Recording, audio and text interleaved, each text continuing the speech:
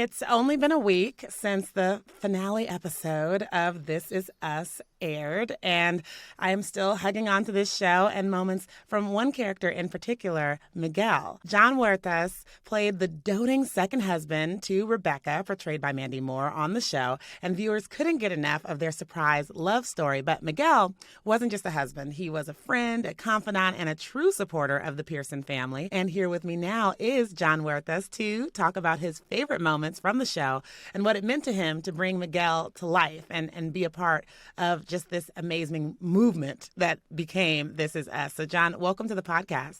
Thank you very much. Thanks for having me. Well, viewers got a chance to see Miguel's backstory during the final season, and it shined a light on his, Puerto Rican roots and his assimilation after he and his family migrated to the United States. So, as a Puerto Rican American yourself, did you see parallels in your own life and that of Miguel? Absolutely. I mean, one of the things that I loved about This Is Us is that Miguel was a true collaboration between the writers and myself. We didn't have a Puerto Rican or Afro-Latino or even a Latino in our writer's room until season 6, when Johnny Gomez was made staff writer, and he's Mexican-American, but has a very similar story. I mean, that's the one thing about being Latinx, is that a lot of our stories overlap. We have shared experiences. We even have shared experiences with everybody who has an immigrant story. A lot of the issues that Miguel dealt with in life when it comes to assimilation with his family, with how he's viewed, how he feels he's viewed or needs to be viewed, that comes directly from me, my own personal experience. Miguel was once the best friend to Jack Pearson on the show, and after he died, Miguel and Rebecca became an item. Moment of truth, what do you think Jack's response would have been to their union? Because that's a lot of what people talk about online, of like what Jack would have, when that first broke, people were like, what would Jack think? So what do you think? I mean, I think that there would be two different reactions. If Jack was alive, I think that Miguel and Jack would have a problem. But if he's gone, if he's dead, and if we believe that there's an afterlife and that you're actually able to view what's going on the planet after you're gone, I think that Jack would be happy with Rebecca and Miguel's union, because if I were to think about my own personal life and my wife, and if I were to die, I know how the dating world is right now, because we have friends that are in it, and it is not cute. And so I would not want my wife dealing with a lot of the stuff that people deal with in the dating world. I have best friends in my life who are real special to me, who I love, and if I could see my this person I love and want to spend the rest of my life with someone else that I love, I would gladly accept that and gladly want that. So that's what I think Jack would do. I love that take.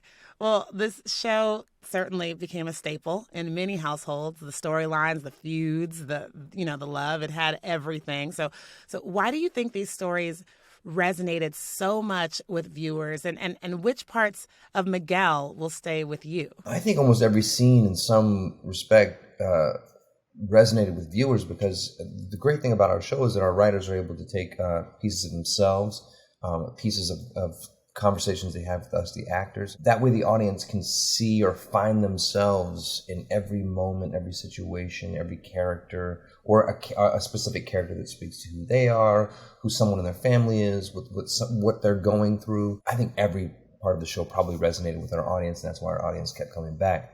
For me, I think that, I like the idea that conversation needs to be had, particularly within a family. Communication is important. Things that aren't spoken to or spoken about, which has been, I think, traditionally something that our society has kind of been dealing with for centuries. We just don't talk about certain things.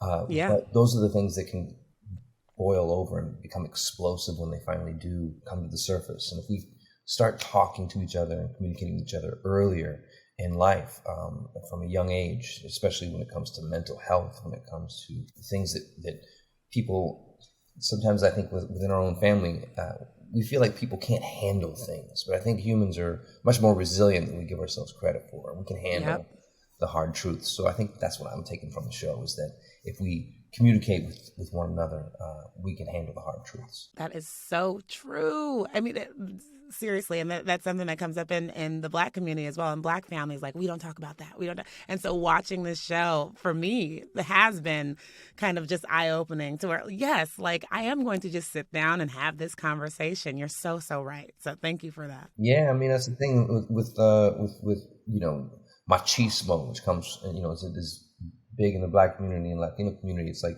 you gotta be strong. You gotta be hard. You gotta be tough. You have to be manly. And I think that, characters like Miguel, characters like Randall have shown, especially people of color, that, hey, you can be a man, you can be a hero, and you can cry. You can be a man, you can be a hero, and you can show love and care and acceptance to people. And I think that that's a very important message that came across with This Is Us. Oh, yes. Well, the final season had the cast in its feelings, speaking of big emotions, especially during, the taping of that last episode. Mandy Moore even suggested that fans take a day off of work after watching it. But it seems like you all became a real family off camera, especially when you're looking at these TikToks. So, I mean, the moves, Jon.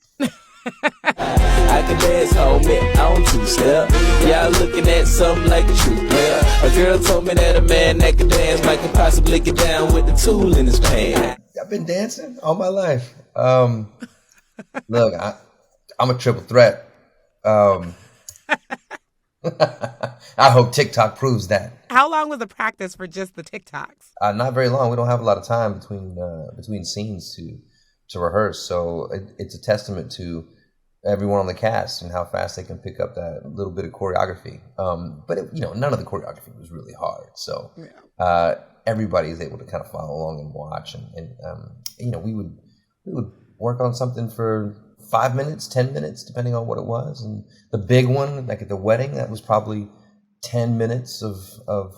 First of all, Sterling and I had to go gather everyone up.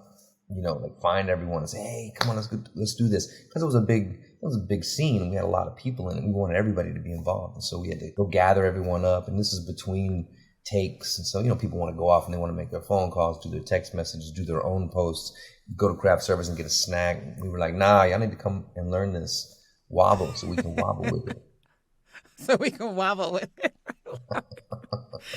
So great. You have fans and they are wanting to know what's next. Where can we see Jon? Like, what's on the horizon for you? Well, I mean, we just ended and, I'm kind of taking a break. I've been working steadily on television for 15 years, which I've been so lucky and so blessed to be able to do.